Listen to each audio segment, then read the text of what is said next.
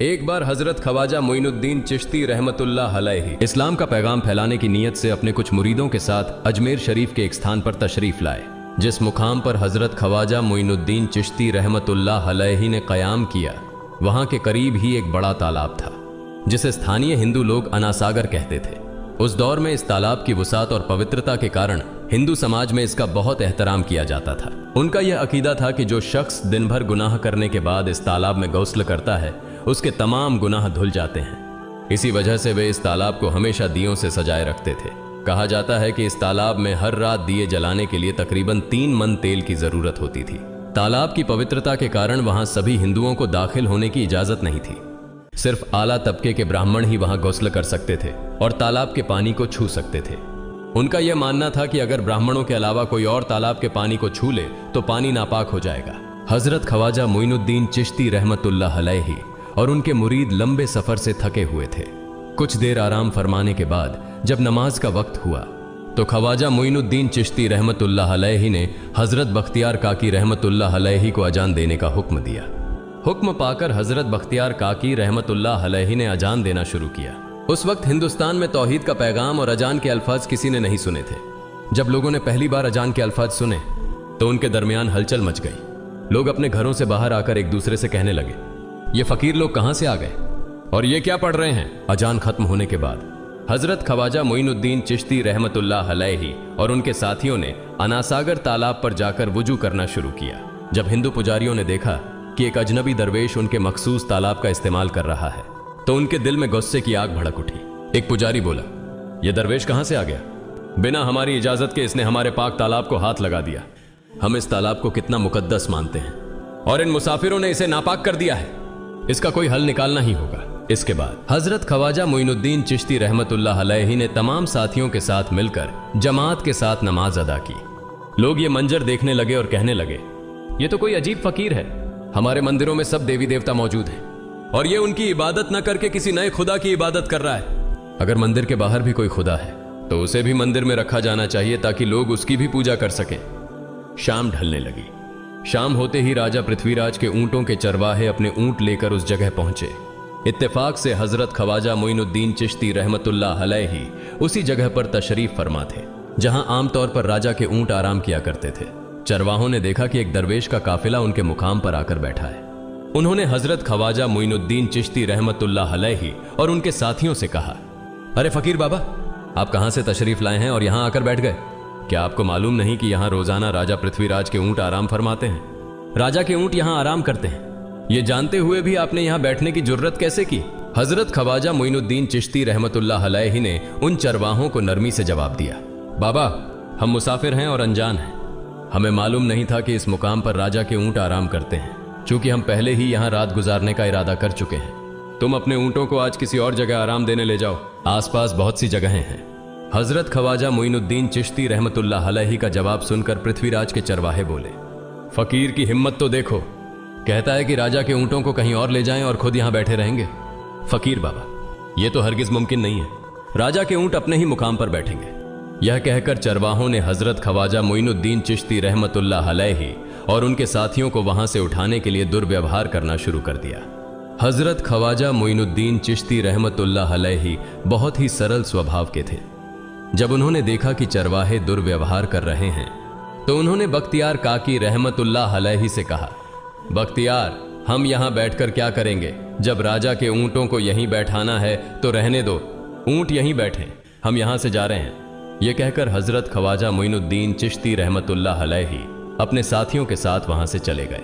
अगली सुबह जब ऊंटों को फिर से चरागाह में ले जाने का समय आया तो चरवाहे ऊंटों को उठाने की कोशिश करने लगे, लेकिन बार बार कोशिश के बावजूद वे ऊंटों को उठा नहीं सके, क्योंकि अल्लाह के वली हजरत ख्वाजा मोइनुद्दीन चिश्ती रहमतुल्लाह अलैहि ने कहा था कि ऊंट यहीं बैठेंगे।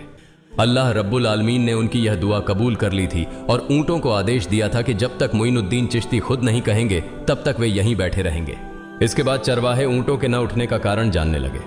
उनमें से एक नेक चरवाहा था जिसने कहा, क्या तुम्हें याद है कि हमने कल यहां से एक दरवेश को उठाया था? जाते जाते उन्होंने कहा था कि हम जा रहे हैं, राजा के ऊंट यहीं बैठेंगे। मुझे लगता है कि उनके कहे शब्दों के कारण ही राजा के ऊंट उठ नहीं पा रहे हैं। शायद वह कोई बड़े वली हैं या अल्लाह का कोई अवतार है। इस बात को महामहिम राजा के समक्ष रखते हैं। इसके बाद चरवाहे पृथ्वीराज के पास पहुंचे और हाथ जोड़कर निवेदन किया, महाराज, हमने बहुत कोशिश की, लेकिन आपके ऊंटों को उनके स्थान से नहीं उठा सके और उन्हें चरागाह में घास चराने नहीं ले जा पा रहे हैं। राजा पृथ्वीराज ने आश्चर्य से पूछा, क्या ऊंटों को कोई बीमारी है जिस कारण वे उठ नहीं पा रहे? चरवाहों ने कहा, महाराज, ऊंट पूरी तरह स्वस्थ हैं, उन्हें कोई बीमारी नहीं है।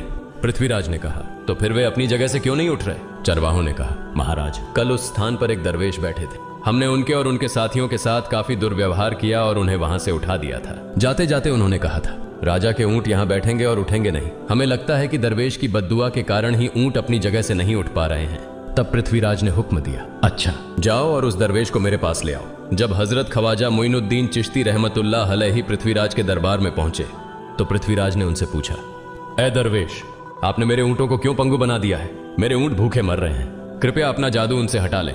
अगर जादू नहीं हटाया तो मेरे ऊंट भूखे मर जाएंगे। पृथ्वीराज की बात सुनकर हजरत ख्वाजा मोइनुद्दीन चिश्ती रहमतुल्लाह अलैहि मुस्कुराते हुए बोले, हे अल्लाह के बंदे, हम मुसलमान हैं और मुसलमान कभी जादू नहीं करते। तुम्हारे ऊंटों को मैंने नहीं बल्कि इस संसार के पालनहार महान अल्लाह रब्बुल आलमीन ने बैठाया है। उनकी आज्ञा से ऊंट बैठे हैं और उनकी आज्ञा से ही उठेंगे। लेकिन मैं उस सर्वशक्तिमान से प्रार्थना कर सकता हूं कि वह तुम्हारे ऊंटों को उठने की अनुमति दे। इसके बाद हजरत ख्वाजा मोइनुद्दीन चिश्ती रहमतुल्लाह अलैहि ने अल्लाह से दुआ की, हे अल्लाह, इन ऊंटों को उनकी जगह से उठने की तौफीक दें। हजरत ख्वाजा मोइनुद्दीन चिश्ती रहमतुल्लाह अलैहि की दुआ करते ही चरवाहों ने देखा कि ऊंट अपनी जगह से उठकर चरागाह की ओर बढ़ने लगे। यह दृश्य देखकर चरवाहे चकित रह गए और हजरत ख्वाजा मोइनुद्दीन चिश्ती रहमतुल्लाह अलैहि की करामत की खबर पूरे अजमेर में फैल गई। जैसे जैसे हिंदुओं के बीच हजरत ख्वाजा मोइनुद्दीन चिश्ती रहमतुल्लाह अलैहि की करामत की बातें फैलने लगीं और इस्लाम की महानता उनके सामने प्रकट होने लगी, मंदिर के पुजारी भयभीत हो गए। वे सोचने लगे, अगर यही चलता रहा तो सभी हिंदू मुसलमान बन जाएंगे। तब वे पृथ्वीराज के पास पहुंचे और निवेदन किया, महाराज, ये दरवेश हमारे राज्य में अशांति फैला रहे हैं। यदि आपने अभी इनका कोई उचित समाधान नहीं निकाला तो ये दरवेश सभी हिंदुओं को मुसलमान बना देंगे और तब हमारे देवताओं की पूजा करने वाला कोई नहीं बचेगा। आप इन्हें यहां से भगा दें, नहीं तो ये हमें यहां से बाहर निकाल देंगे। महाराज, हम आपको एक और भयावह बात बताना चाहते हैं। ये दरवेश कहते हैं कि जिन मूर्तियों की हम पूजा करते हैं वे पूजनीय नहीं है। उनका कहना है कि ये केवल निर्जीव पत्थर है जिनमें कोई शक्ति नहीं है। ये साधारण लोगों को इस तरह की बातें बताकर भ्रमित करना चाहते हैं। सबसे आपत्तिजनक बात यह है कि ये दरवेश हर दिन 5 बार हमारे पवित्र तालाब में हाथ लगाकर उसे अपवित्र कर रहे हैं। पुरोहितों की बात सुनकर पृथ्वीराज ने हजरत ख्वाजा मोइनुद्दीन चिश्ती रहमतुल्लाह अलैहि को बुलाया। जब हजरत ख्वाजा मोइनुद्दीन चिश्ती रहमतुल्लाह अलैहि उनके दरबार में पहुंचे तो पृथ्वीराज ने कहा, ए दरवेश, हम देख रहे हैं कि आप गोमाता का मांस खाते हैं और हमारे देवताओं का अपमान करते हैं। हमारे धर्म के बारे में तरह तरह की उल्टी सीधी बातें कर रहे हैं। हम यह सहन नहीं कर सकते। हम यह भी देख रहे हैं कि आप हमारे पवित्र तालाब को अपने अपवित्र हाथों से खराब कर रहे हैं। आप तुरंत हमारे देश से चले जाएं। हजरत ख्वाजा मोइनुद्दीन चिश्ती रहमतुल्लाह अलैहि ने कहा, बाबा, हम लोग तो केवल वुजू करते हैं, नहाते नहीं। अगर पूरी देह के स्पर्श से आपके तालाब का पानी खराब नहीं होता है तो केवल हमारे हाथ और चेहरे के पानी से तालाब अपवित्र कैसे हो सकता है? यह सुनकर पृथ्वीराज ने कहा, वे सभी लोग हमारे धर्म के हैं जबकि तुम लोग कहीं और से आ गए हो। तुम हमारे धर्म के नहीं हो, इसलिए तुम्हारे हाथ लगाने से हमारा तालाब अपवित्र हो जाता है। तब हजरत ख्वाजा मोइनुद्दीन चिश्ती रहमतुल्लाह अलैहि ने कहा, अच्छा बाबा, हम अब आपके तालाब के पानी को हाथ नहीं लगाएंगे, लेकिन हमें पानी की जरूरत है तो हम चाहते हैं कि केवल एक बर्तन में पानी ले लें। पृथ्वीराज ने कहा, ठीक है, तुम पानी ले सकते हो, लेकिन तुम्हारा बर्तन तालाब में लगे, तुम्हारे हाथ नहीं। अगर तुम्हारे हाथ स्पर्श करें तो हम इसके खिलाफ सख्त कार्रवाई करेंगे। राजा के साथ सहमति के बाद हजरत ख्वाजा मोइनुद्दीन चिश्ती रहमतुल्लाह अलैहि ने अपने मुख्य खलीफा बख्तियार काकी रहमतुल्लाह अलैहि से कहा, बख्तियार, जाओ और राजा के तालाब से एक बर्तन में पानी ले आओ, लेकिन बहुत सावधानी से पानी लेना ताकि तुम्हारा हाथ तालाब के पानी को छू न सके। बख्तियार काकी रहमतुल्लाह अलैहि हजरत ख्वाजा मोइनुद्दीन चिश्ती रहमतुल्लाह अलैहि के आदेश का पालन करते हुए आना सागर से पानी लेने गए। उन्होंने बर्तन को तालाब में डुबोया और उनका हाथ पानी को नहीं छू सका क्योंकि चमत्कारवश पूरा तालाब एक छोटे बर्तन में समा गया। आना सागर पूरी तरह से सूख गया और उसकी तली में केवल सूखी रेत दिखाई देने लगी। जब पुरोहितों ने देखा कि उनके पवित्र तालाब में एक भी बूंद पानी नहीं बची है और वह मरुस्थल की तरह सूख गया है तो वे घबराते हुए राजा पृथ्वीराज के पास गए और बोले, महाराज, यह तो भारी संकट हो गया है। पृथ्वीराज ने पूछा, क्या हुआ? पुरोहितों ने कहा, उस दरवेश ने हमारे पूरे तालाब का पानी ले लिया है। अब हमारे पवित्र तालाब में एक बूंद भी पानी नहीं है। अगर इस तालाब में पानी नहीं होगा तो हम अपने पापों का प्रायश्चित कैसे करेंगे? दूर दूर से हजारों हिंदू लोग इस तालाब में स्नान करने आते हैं ताकि वे अपने पाप धो सकें।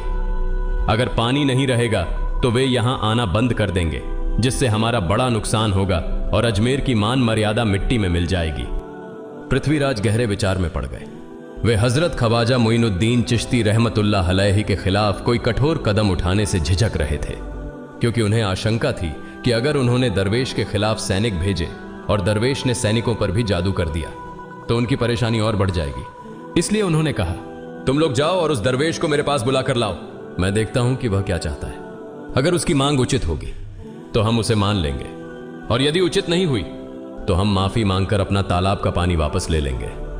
जब हजरत ख्वाजा मोइनुद्दीन चिश्ती रहमतुल्लाह अलैहि पृथ्वीराज के दरबार में पहुंचे तो पृथ्वीराज ने कहा, ऐ बाबा, आपने हमारे तालाब का सारा पानी ले लिया है। हम अपने पापों का प्रायश्चित कैसे करेंगे?